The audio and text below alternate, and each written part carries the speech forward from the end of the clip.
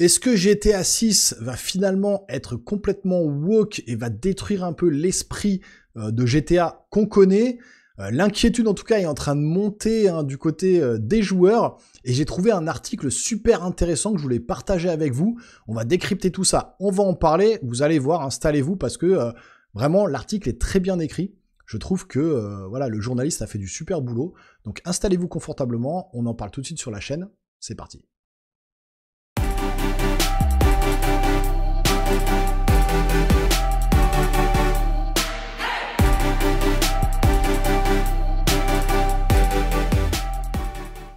Donc pour vous parler de GTA 6, je me suis rendu sur le site That Park Place, qui devient un peu mon site de référence pour parler de tout ça. Alors que ce soit du wokisme ou que ce soit des inquiétudes sur le jeu vidéo, le cinéma ou autre, il y a pas mal d'articles qui tombent, qui sont hyper intéressants. Je vous ai fait un dernier article d'ailleurs sur est-ce qu'il faut s'inquiéter justement pour Captain America Brave New World après un 4e tournage et compagnie.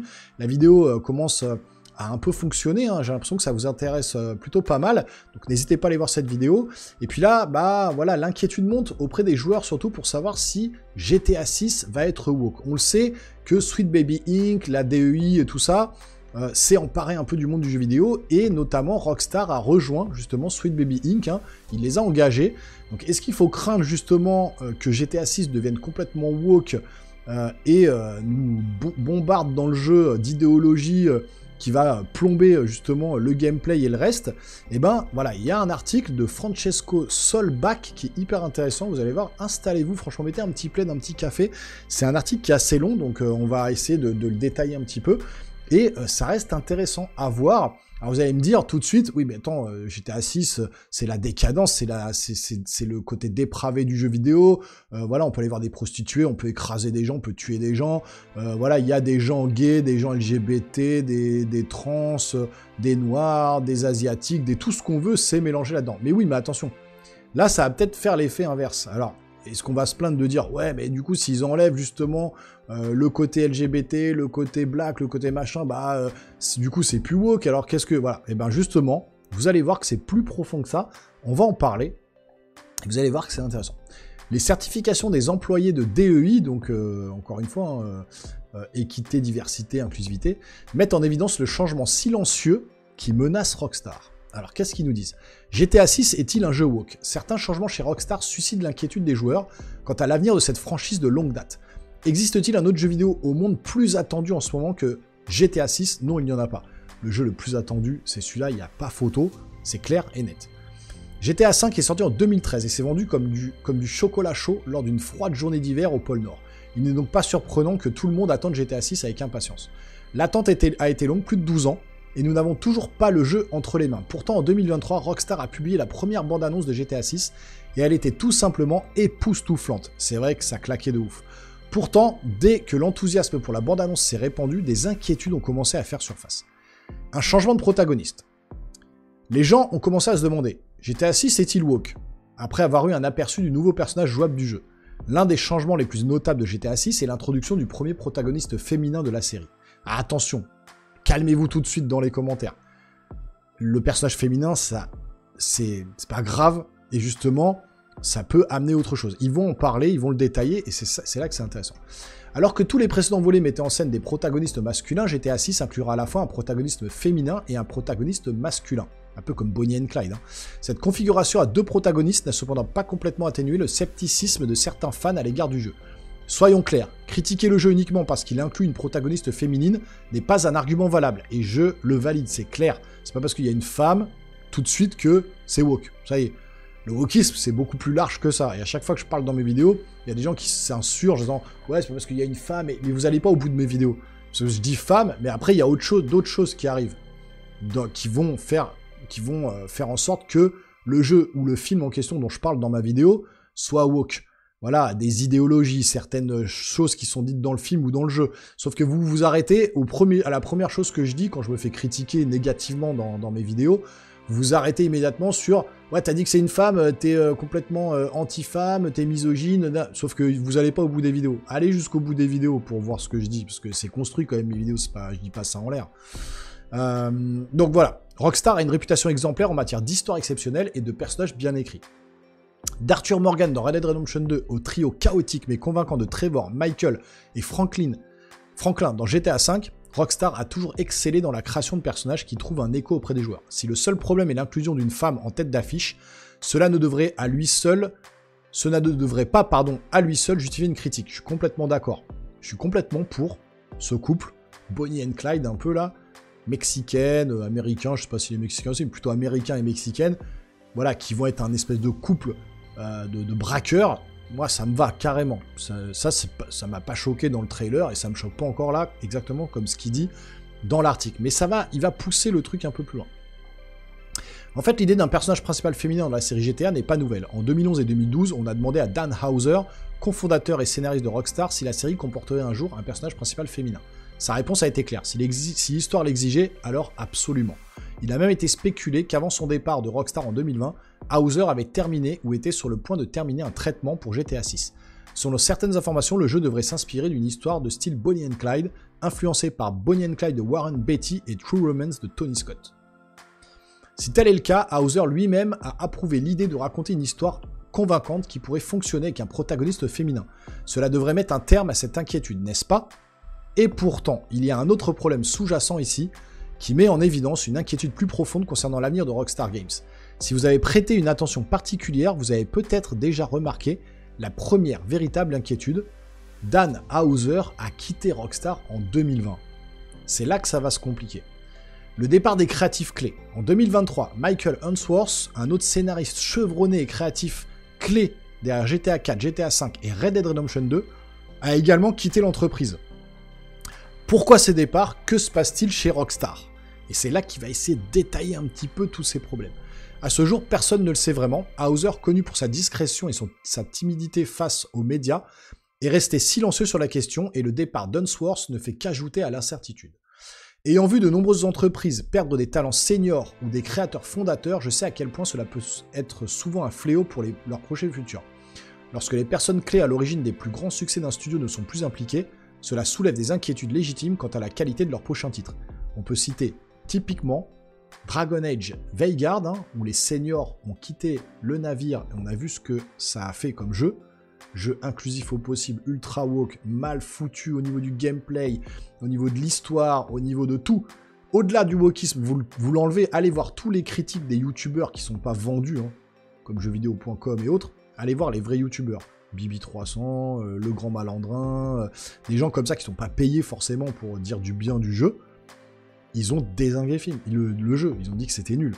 Donc pourquoi en partie ? Parce que les seniors justement de Dragon Age Vanguard sont partis, On peut citer aussi Avowed, voilà, le dernier en date, je vous ai fait une vidéo dessus aussi qui a très bien fonctionné, où les seniors, les gens qui sont les plus chevronnés dans le développement ont quitté le studio aussi, d'Obsidian.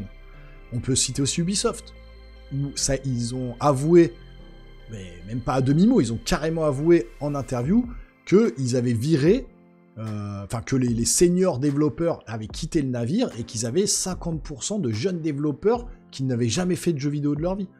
Donc c'est là qu'il faut s'inquiéter. C'est que tous les grands, donc là, Downhauser, machin, qui sont là, les scénaristes, les développeurs, les seniors développeurs et compagnie, ont quitté le jeu en 2020. Ça fait pas depuis 2020 qu'il est en préparation, c'est déjà 3-4 ans auparavant, ce jeu il va mettre 8 ans à être fait, 8-10 ans, mais ils ont quand même quitté le navire en plein milieu de la conception du jeu. Donc en fait, le scepticisme que ressentent aujourd'hui de nombreux joueurs à l'égard de GTA 6 n'est peut-être pas totalement injustifié. Non pas à cause de l'inclusion d'une protagoniste féminine, encore une fois, c'est très bien si elle est bien écrite, il n'y a aucun problème, mais parce que plusieurs des personnes qui ont contribué à la réalisation des meilleurs jeux de Rockstar ne font plus partie de l'entreprise, c'est ça qui est inquiétant.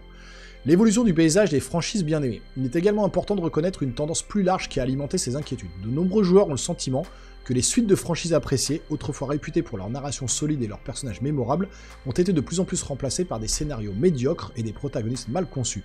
C'est pourquoi tant de joueurs se demandent « GTA 6 est-il woke ?»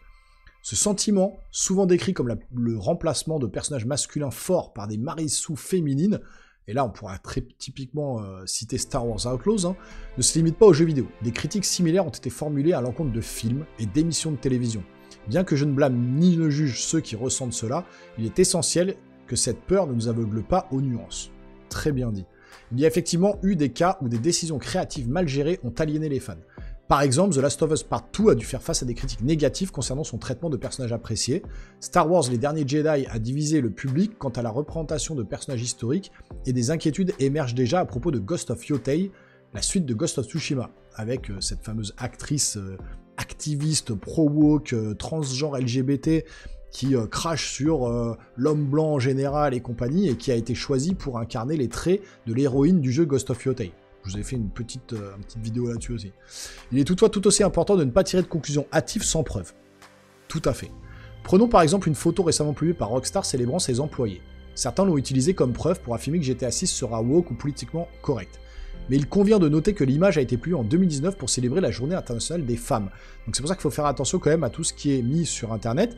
Moi je vous relais encore l'information quand on me dit ouais mais toi tu dis ça, faut pas montrer ça aux gens, leur mettre dans la tête. Là, l'article est très bien fait parce qu'il justifie tout ça en disant faites attention quand même à ce qu'on vous montre parce que des fois c'est pris hors du contexte et tout de suite les gens s'enflamment. Donc là il le dit. Mais vous allez voir, il est allé encore plus loin. Le contexte est important et même si un tel scepticisme reflète des craintes plus larges, nous ne devrions pas le laisser éclipser une évaluation juste du jeu lui-même. Cela étant dit, il existe des raisons légitimes de s'inquiéter de l'orientation prise par Rockstar, notamment des actions spécifiques qui laissent entrevoir la possibilité d'un changement dans la philosophie créative de l'entreprise. Ces signes subtils laissent à penser que Rockstar ne se dirige pas vers une prise de contrôle woke. Les signes d'une Rockstar en pleine mutation. Un exemple notable du changement de Rockstar s'est produit en 2022 lorsqu'ils ont censuré le contenu de l'édition Grand Theft Auto V Expanded and Enhanced. Cette version mise à jour du jeu a supprimé des éléments qui auraient calomnié les individus qui s'identifient à un genre différent de leur anatomie. Ces changements comprenaient la suppression de certains PNJ caricaturaux et d'accessoires du jeu, tels que la signalisation faisant référence aux artistes drag queen. Les dialogues perçus comme moqueurs envers la communauté donc LGBT ont également été supprimés. Alors que certains affirmaient que ces changements étaient nécessaires pour moderniser le jeu, d'autres y voyaient un signe inquiétant d'autocensure. Ce qui rend cette décision particulièrement inquiétante, c'est qu'elle ne correspond pas à l'identité satirique de longue date de GTA. La série GTA a toujours prospéré grâce à une satire égalitaire, se moquant de tous les aspects de la culture américaine, sans pour autant singulariser ou protéger des groupes spécifiques.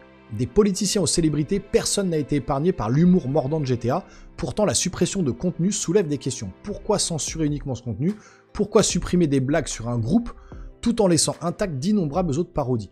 De plus, des rapports suggèrent que ces modifications ont été apportées en raison de pression interne chez Rockstar, certaines personnes ayant fait pression pour ces changements après le départ de Dan Houser en 2020. Donc on a l'impression qu'il y a un espèce de changement après le départ de Dan Houser qui va modifier la société au sein même de Rockstar. Cela soulève une question gênante. Rockstar s'éloigne-t-il de son approche audacieuse de la satire au profit d'un ton plus aseptisé et prudent? Et bien sûr, la question plus importante est de savoir si GTA 6 était woke, s'il abandonne cette marque de fabrique. L'essence même de l'humour de GTA réside dans sa volonté de provoquer et de défier les normes sociales et des décisions comme celle-ci risquent de diluer ce qui a rendu la série si distinctive. Ces préoccupations deviennent plus prononcées lorsqu'elles sont observées parallèlement à des tendances plus larges comme dans le domaine du divertissement, où à une autocensure similaire et la peur des réactions négatives ont modifié la direction créative des jeux, des films et des émissions de télé. Pour Rockstar, une entreprise autrefois célébrée pour son audace, ce changement pourrait signifier des changements plus profonds dans sa philosophie interne, des changements qui, selon les fans, pourraient mettre à mal la narration audacieuse qui a défini ses plus grands succès. Les certifications qui pourraient changer Rockstar pour toujours. Il y a de nombreux facteurs alarmants en jeu pour quiconque se demande GTA 6 est-il woke? Pourquoi? Pourtant, la révélation la plus grave et peut-être la plus dommageable à propos de Rockstar ne se trouve pas dans ses modifications de contenu ou dans les départs de cadres supérieurs, mais dans ce que l'on peut découvrir sur ceux qui y travaillent désormais. Une tendance inquiétante se dégage de l'examen des certifications détenues par les employés de Rockstar, en particulier parmi les membres seniors. Au moins 60 employés ont suivi un cours intitulé Unconscious Bias, et bon nombre de ces certifications ont été décernées entre 2020 et 2021, soit la même période pendant laquelle Houser a quitté l'entreprise. Qu'est-ce que c'est que ce Unconscious Bias qui a été soumis à 60 employés de la société Rockstar? On va le voir tout de suite. Alors, en quoi consiste ce cours? La certification Unconscious Bias, telle que décrite sur des plateformes comme LinkedIn Learning, vise à apprendre aux participants à reconnaître et à traiter les préjugés inconscients qu'ils peuvent avoir. Bien que son objectif affiché soit de favoriser l'inclusion et l'équité sur le lieu de travail, la formation a été largement critiquée pour son caractère potentiellement conflictuel. La formation se concentre fortement sur les dynamiques raciales et de genre, donc couleur de peau, LGBT, compagnie, présentant les préjugés comme quelque chose que les groupes majoritairement privilégiés, comme les employés blancs, doivent aborder. Donc en gros, ils auraient peut-être fait justement cette espèce de certification, ce cours Unconscious Bias uniquement aux personnes blanches, quoi. Cela peut créer un environnement dans lequel certaines personnes se sentent injustement isolées uniquement en raison de leur identité. Les détracteurs de ces cours affirment qu'ils perpétuent les préjugés qu'ils prétendent combattre. Par exemple, la formation sur les préjugés inconscients met souvent l'accent sur le racisme systémique et les privilèges d'une manière qui risque de simplifier à outrance des problèmes sociaux complexes. Au lieu de favoriser l'unité, ces cours peuvent aliéner les employés en attribuant une culpabilité collective à certains groupes et en présentant les autres comme des victimes perpétuelles. De tels cadres sont non seulement réducteurs, mais aussi intrinsèquement biaisés, ce qui contredit ironiquement l'objectif même du cours. Dans le cas de Rockstar, la prolifération de cette certification soulève de sérieuses questions sur l'orientation de l'entreprise. Et donc là, c'est là que ça va être plus précisé. Pourquoi un tel cours a-t-il été mis en œuvre à grande échelle, à peu près au même moment où des esprits créatifs clés comme Dan Houser et Leslie Benzies partaient? En outre, pourquoi cette formation semble-t-elle cibler de manière disproportionnée les employés blancs? Si l'objectif était une véritable égalité et une inclusion, pourquoi adopter une approche qui divise plutôt qu'unifie? Le moment choisi pour ces certifications qui coïncident avec des changements majeurs dans la culture de l'entreprise suggère un problème plus profond. L'adoption de telles idéologies risque d'influencer les décisions créatives en privilégiant potentiellement l'image de l'entreprise au détriment de la narration audacieuse et sans filtre qui caractérisait autrefois Rockstar. Pour une entreprise fondée sur la satire et l'irrévérence, l'adoption de pratiques aussi clivantes pourrait éroder les fondements même de son identité. Donc là, en gros, ils disent que s'ils commencent à faire des stages apparemment aux développeurs blancs de la société pour leur dire, voilà, il ne faut pas avoir de préjugés, il faut faire attention quand on parle des LGBT, quand on parle des personnes de couleur et compagnie, eh ben, ça leur forge un peu un état d'esprit où il faut qu'ils modifient un petit peu leur façon de penser et de voir dans les jeux vidéo, ce qui se passe actuellement dans beaucoup de sociétés, que ce soit Obsidian, Ubisoft, machin, où clairement on embauche des gens, et ça a été dit avec Obsidian, on va plutôt embaucher des gens de couleur ou des personnes LGBT pour mettre des développeurs blancs à la porte parce qu'ils sont trop...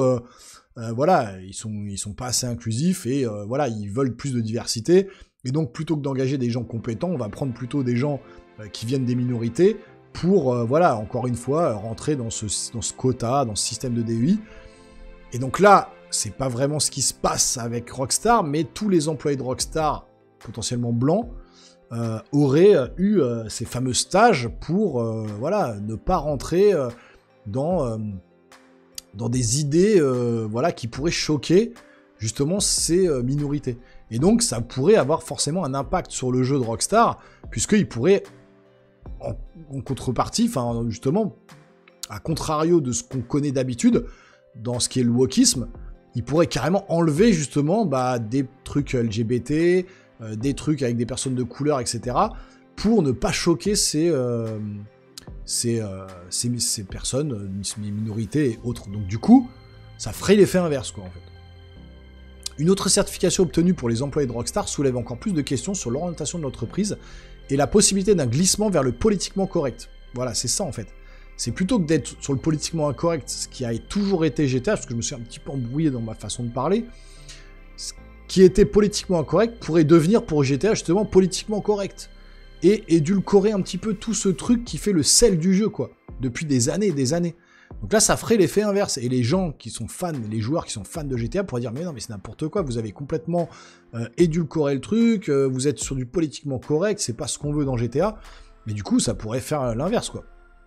Cette certification appelée Diversity, Inclusion and Belonging, DIB, semble être plus largement diffusée que la certification Unconscious Bias. Contrairement à cette dernière, qui semblait destinée de manière disproportionnée aux employés blancs, la certification DIB s'adresse à plusieurs groupes démographiques au sein de l'entreprise. Selon LinkedIn Learning, le programme DIB vise à promouvoir l'inclusion en favorisant la sensibilisation et le respect de la diversité. À première vue, cela peut sembler bien intentionné, mais les critiques soutiennent que ces programmes privilégient souvent la conformité au détriment d'une véritable compréhension. Au lieu de créer un changement significatif, ils risquent de devenir des mesures performatives destinées à améliorer l'image de l'entreprise. De plus, ces programmes ont été critiqués pour leur effet étouffant sur la créativité et le dialogue ouvert. En mettant l'accent sur un comportement et un langage politiquement correct, ils peuvent décourager les employés de prendre des risques créatifs ou d'exprimer des idées non conventionnelles. Ça, c'est ce que je vous ai dit juste avant. à ma façon, peut-être mal exprimé, là c'est mieux dit.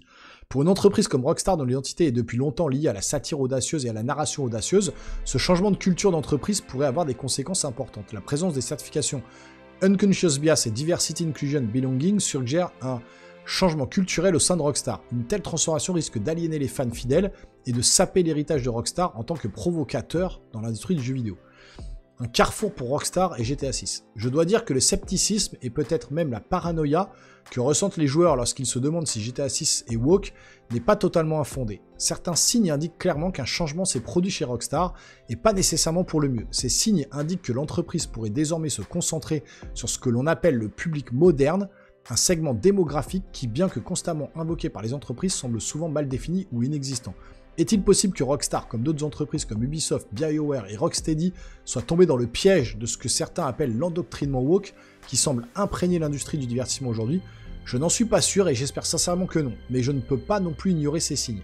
Des signes que les joueurs remarquent, des signes qui semblent plus clairs aujourd'hui qu'avant. Ces signes ont conduit à la déception envers d'autres franchises, et il existe une crainte persistante que Rockstar suive le même exemple. Il y a néanmoins une lueur d'espoir. Rupert Humphries, un personnage clé qui a coécrit Red Dead Redemption 2 aux côtés de Dan Houser et Michael Unsworth, serait toujours impliqué dans le développement du mode solo de GTA 6. Sa présence continue suggère que Rockstar pourrait encore conserver une partie du talent et de la vision qui nous ont apporté certaines des plus grandes réussites du jeu vidéo. Au final, il ne nous reste plus qu'à attendre. J'espère que les craintes des joueurs, y compris les miennes, se révéleront fausses, mais seule la sortie de GTA 6 nous permettra de savoir si nous serons déçus ou agréablement surpris. Pour l'instant, l'impatience demeure et nous attendons avec impatience le prochain chapitre de la saga Grand Theft Auto. Qu'en pensez-vous? GTA 6 est-il woke? Ou serons-nous tous agréablement surpris lorsqu'il sortira? Enfin, je vous pose la question dans les commentaires. Ça va être à vous de jouer pour me dire ce que vous en pensez. Maintenant, voilà, l'article est très bien écrit. J'ai essayé de m'exprimer à ma manière pour vous apporter un peu mon ressenti sur tout ça. Je trouve qu'il est très bien construit. On part d'abord de est-ce que c'est woke, on parle de Dan Houser qui quitte le navire. Ensuite, on parle d'un autre directeur artistique qui quitte aussi donc Rockstar. C'est quand même les pontes de Rockstar, hein. C'est eux qui ont créé un Rockstar, qui ont créé tous les GTA qu'on connaît. Ensuite, on arrive en plein en 2020-2021 dans cet esprit woke qui envahit un petit peu l'industrie du jeu vidéo et l'industrie du cinéma. Et là, eh ben, on sent que voilà, dans l'entreprise, surtout pour les développeurs, enfin les employés blancs, on va leur proposer des stages pour justement qu'ils aient pas d'a priori sur certaines personnes, qui dénaturent pas certaines idéologies, et que voilà, ils n'en fassent pas trop sur justement le côté LGBT, minorité, tout ce que vous voulez, couleur de peau et compagnie. Et donc, est-ce que ça va pas avoir une influence finalement sur le jeu, qui est une satire de l'Amérique et qui justement dans tous les jeux GTA pousse le curseur à fond pour justement se moquer de tout type de population, et que là, on va justement édulcorer tout ça, et on va faire attention de pas choquer les transgenres, les LGBT, les blacks, les machins. Voilà, est-ce que ça va pas dénaturer l'esprit du jeu? Est-ce qu'on, du coup, les joueurs chevronnés de GTA et ceux qui sont vraiment à fond avec GTA, ça va les faire chier justement de voir que peut-être, entre guillemets, ils ont enlevé certaines choses qui faisaient le sel un peu des jeux GTA. Est-ce qu'on va être dans un truc complètement woke ou complètement satirique, complètement... ils vont encore une fois lâcher les chevaux complètement. Voilà, il y a quand même des signes avant-coureurs dans la société comme ça, avec leurs fameux unconscious bias et compagnie, d'espèces de stages un peu bizarres au sein de l'entreprise. Est-ce qu'ils sont pas en train de virer un petit peu aussi du côté woke de la force, hein? Est-ce qu'ils seraient pas en train de restructurer un petit peu tout ça? Voilà, on se pose des questions, c'est légitime, l'article est bien fait, je trouve que voilà, il a été loin dans sa réflexion, et je vous demande à vous maintenant dans les commentaires de me dire ce que vous en pensez, hein, voilà, qu'on en débatte tous ensemble. Est-ce que vous pensez que GTA 6 va changer un peu sa façon de faire? Est-ce qu'on va retrouver le vrai esprit GTA qu'on connaît? Encore une fois, si c'est bien écrit, que c'est un Bonnie and Clyde avec un personnage féminin badass et son petit copain qui est là pour la soutenir et puis pour l'accompagner dans l'aventure, et que voilà, c'est bien écrit, et que encore une fois Rockstar nous délivre une histoire complètement folle autour d'un jeu qui peut être complètement grandiose aussi. Voilà, j'espère que ça va être comme ça, j'espère qu'ils vont pas partir dans des délires woke qui agacent un petit peu les joueurs. Voilà, en tout cas, dites-moi tout ça, vous, dans les commentaires, ce que vous en pensez. Si vous voulez me soutenir, vous pouvez vous abonner à la chaîne, activer la petite cloche et lâcher un gros pouce en l'air. J'espère que cette vidéo vous a plu. Nous, les geeks, on se revoit très rapidement sur une prochaine vidéo. Portez-vous bien surtout. Ciao, ciao.